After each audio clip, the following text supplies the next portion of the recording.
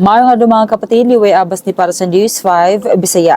Human gitugutan nga motambog sa impeachment proceedings batok ang Vice President Sara Duterte, nagsulat ang self-proclaimed bagman nga si Ramil Madriaga aron ibutyag nga naa kunoy assassination plot batok kang President Bongbong Marcos ug uban pang cabinet officials. Sa iyang sulat nga naay petsa nga April 11, gibutyag ni Madriaga nga gisulti kuno ni former President Rodrigo Duterte nga padaganon isip presidente si PBBM kauban ni VP Sara. Pero parte sa plano nga kuhaon kang President Marcos ang posisyon sa 2025. Dugang paniya, kung dili motuman ang presidente sa kasabutan ug magpadayon gihapon sa iyang pagkapresidente, ikonsiderar kuno ang mga extraordinary measures aron mapahawa siya sa pwesto.